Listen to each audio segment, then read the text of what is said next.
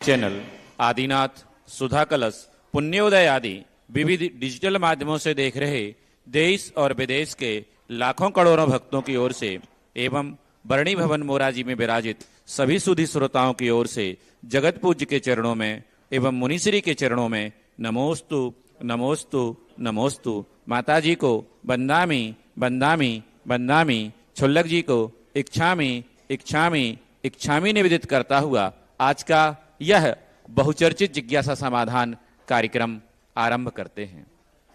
हे गुरुवर, वैसे तो अनेक भक्तों की बड़ी लंबी कतार आपके पास है और अनेक भक्त हैं पूरे देश और दुनिया में, लेकिन कुछ ऐसे भक्त भी हैं, मैं विगत 6-7 माह से वॉच कर रहा हूं, वो आपकी एक भी सभा को मिस नहीं करते, लेकिन कभी यहां पर ऊंचे मंच पर नहीं आए, कभी माइक नहीं पकड़ते, और हम उनसे पूछते हैं कि गुरुवर कुछ समझ में आया उन्हें? बोले बस हम तो महाराज जी को देख लेते हैं और संतृप्त हो जाते हैं।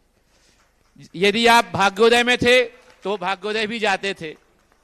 आप जहां भी रहे सागर में, सागर के भक्त की चर्चा कर रहा हूं, बाहर की नहीं कर रहा हूं, वो जहां भी रहे गुरुवर वहां पहुंचे। और सबसे बड़ी बात बताऊं, हम तो सोचते हैं कि हम गोपालगंज में रहते हैं, भाग्योदय जाएंगे 8 किलोमीटर पड़ता है, कहीं पेट्रोल मेट्रोल खर्चा हो जाएगा। वो निम्न आय वाले हैं, फिर भी गुरुवर आपकी भक्ति में हमेशा तत्पर रहते हैं, कभी आगे नहीं आते हैं और नाम लेने से भी मना करते हैं। तो ऐसे भक्तों का क्या होगा गुरुवर, जो बिल्कुल साइलेंट रहते हैं, बस आपकी भक्ति में ही लीन रहते हैं? देखो, भक्ति अपने आप में स्वयं प्रत्यय है।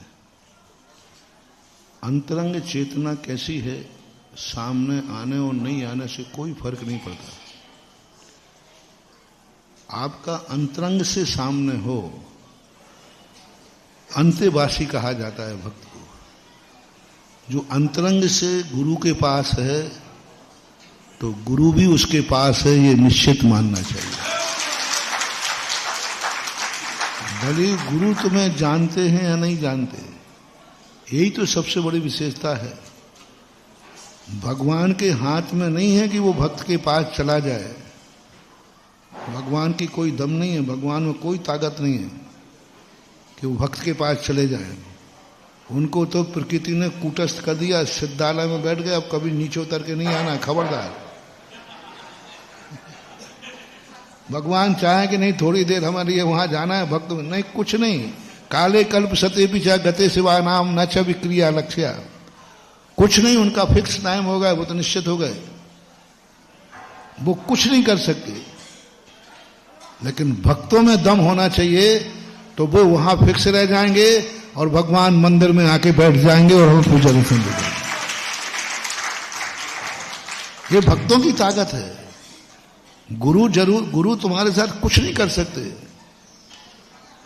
तुम ऐसे ऐसे स्थानों पर जाते हो, तुम्हें ऐसे ऐसे स्थानों पर संकट आता है जहां मैं आ ही नहीं सकता। कहां कहां तुम्हारे पीछे घूमूंगा? उपद्रवी आदमी तुम पता नहीं कहां जा रहे, मोटरसाइकिल उठाई और ले साहब चले जा रहे। अब भगवान का महाराज तुम्हारे पीछे कहां कहां तक घूमे बताओ? नहीं घूम सकते। लेकिन तुम्हारे में ताकत है, तो जहां तुम रहोगे वहीं तुम्हारा गुरु तुम्हारे साथ रहेगा। गुरु को भले मालूम नहीं, एकलव्य को, द्रोणाचार्य को मालूम नहीं था कि एकलव्य नाम की कोई चीज है, लेकिन एकलव्य को मालूम था कि द्रोणाचार्य कोई चीज है, बस उसने पा लिया। कभी गुरु उनके पास गए नहीं, उनको जाना नहीं एकलव्य कौन चीज है, कहां है, लेकिन एकलव्य ने अपने घर पे, अपने स्थान पर गुरु को बुला लिया, गुरु आए, गुरु से ज्ञान लिया, सब कुछ लिया। तो ये परिभाषाएं तुम्हें जानना चाहिए। तुम्हारे अंदर गुरु होना चाहिए, गुरु के अंदर तुम हो कि नहीं हो इसका कोई फर्क नहीं पड़ता।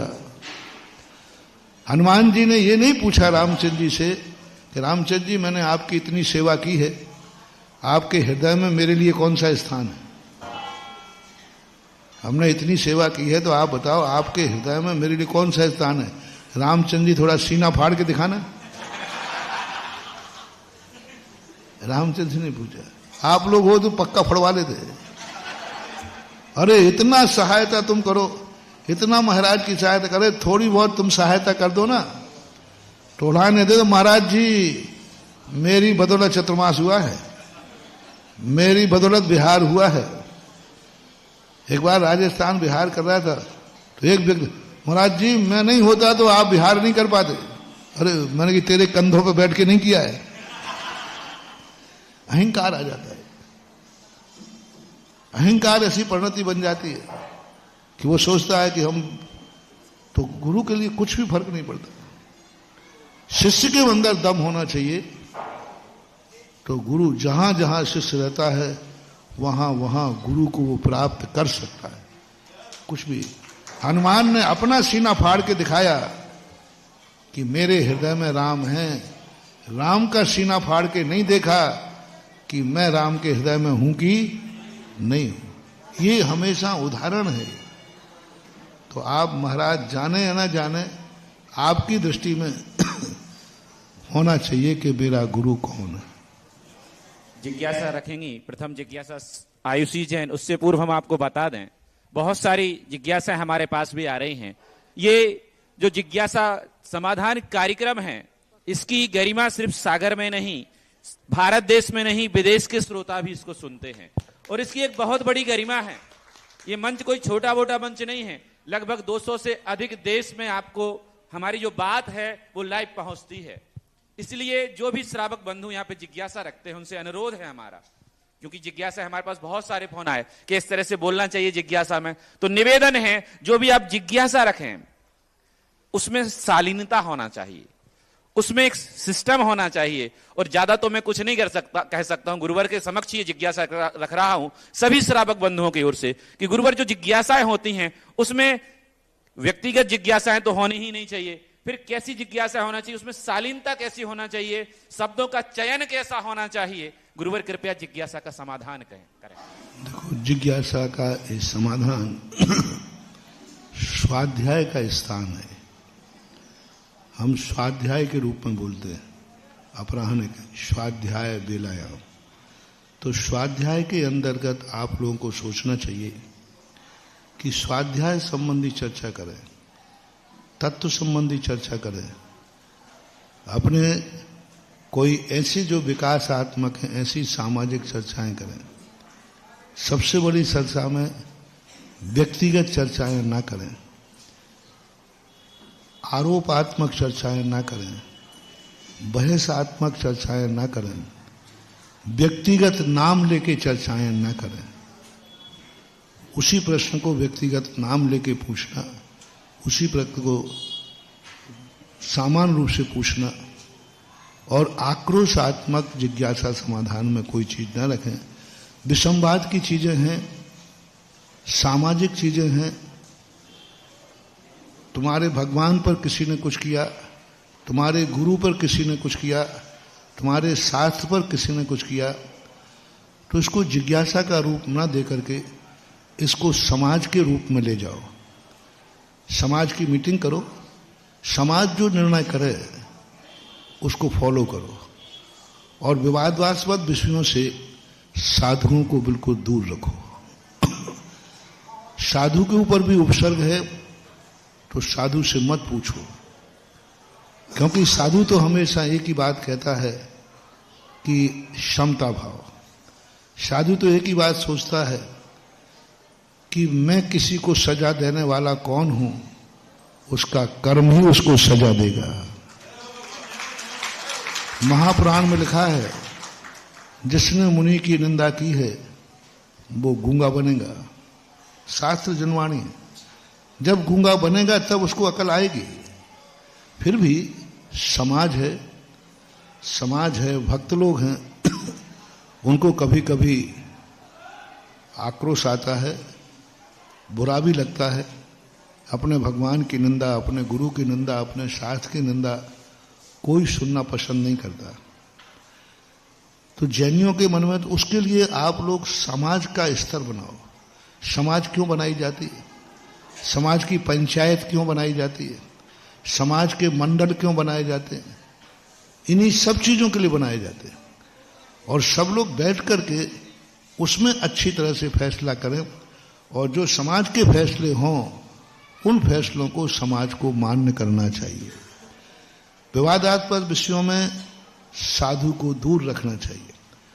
हमारे आचार्य से हमेशा कहा करते थे कि विवादास्पद है जो कोर्ट कचहरी के मामले बनते हैं, जिनमें बन जाते हैं, उन संबंध में साधुओं को मौन रहना चाहिए। हाँ भी नहीं, ना भी नहीं, कुछ नहीं बोलना चाहिए, मौन रह जाना चाहिए। दोषवादे च मौन्यम। तो हम लोगों का तो एक ही काम है, ऐसी चीजों में मौन रह जाना। अब आप लोगों की भूमिका है, आप गृहस्थ हैं, आप लोगों को क्या करना है ये आप लोग उचित समझें, क्योंकि ये स्वाध्याय का क्रम है, इसलिए यहाँ पर अच्छी भाषा हो, अच्छा बोलना हो, अच्छा रूप हो, इससे सब लोगों के लिए अच्छा लगे, यही मेरा सबसे कहना। गुरुवर ने कितनी अच्छी बात कही है कि तुम चाहते तो 2-4 कदम चल भी सकते थे, तुम चाहते तो 2-4 कदम चल भी सकते थे, नर्म लफ्जों से पत्थर पिघल भी सकते थे, तुम तो ठहरे रहे सरोवर के पानी की तरह, दरिया बनते तो आगे निकल भी सकते थे, दरिया बनते तो आगे निकल भी सकते थे। एक कहने का तरीका होता है बंधुओं, किसी बात को कहने का तरीका बड़ी शालीनता से कहा जाए तो सभी लोग सुनते भी हैं और उसको समझते भी हैं। ये मंच बहुत बड़ा है। पुनः एक बार आपसे निवेदन कर रहा हूं, इस मंच की गर्मियों को बनाए रखना हम सभी के हाथ में है, इसलिए कोई भी प्रश्न करे व्यक्तिगत ना करे, व्यक्ति सह नाम लेकर के ना करे, और जो भी प्रश्न रखें सामाजिक रखें, जिज्ञासा समाधान के माध्यम से समाधान प्राप्त करने के लिए अपन यहां पर आए हैं।